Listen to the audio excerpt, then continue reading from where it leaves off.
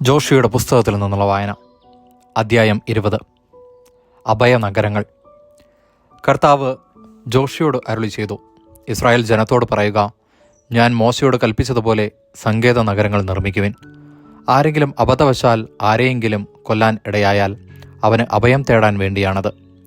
രക്തത്തിന് പ്രതികാരം ചെയ്യുന്നവനിൽ നിന്ന് രക്ഷപ്പെടാനുള്ള സങ്കേതമായിരിക്കും അവ.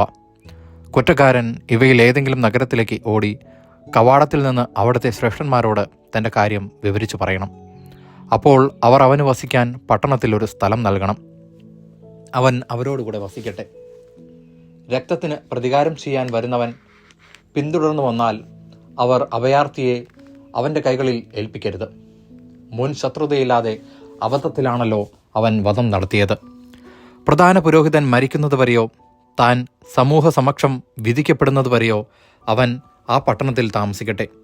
അതിനുശേഷം അവൻ സ്വന്തം പട്ടണത്തിലേക്കും സ്വന്തം ഭവനത്തിലേക്കും തിരിച്ചു പോകട്ടെ. നഫ്താലിയുടെ മലമ്പ്രദേശത്തുള്ള ഗലീലിയയിലെ കേദേശ്, എഫ്രായിം മലമ്പ്രദേശത്തുള്ള ഷെക്കേം, യൂദായിലെ മലമ്പ്രദേശത്തുള്ള കിരിയാത്ത് അർബ, ഹെബ്രോൺ എന്നീ പട്ടണങ്ങൾ അവർ അഭയനഗരങ്ങളാക്കി. ജെറീക്കോയ്ക്ക് കിഴക്ക് ജോർദാന് മറുകരയിൽ റൂബൻ ഗോത്രക്കാർക്ക് അവകാശമായി ലഭിച്ച സമതലത്തിലെ ബേസറും ഗാദ് ഗോത്രക്കാർക്ക് ലഭിച്ച ഗിലെയാദിലെ റാമോത്തും മനാസെ ഗോത്രത്തിൻ്റെ അവകാശമായ ബാഷാനിലെ ഗോലാനും അവർ തെരഞ്ഞെടുത്തു.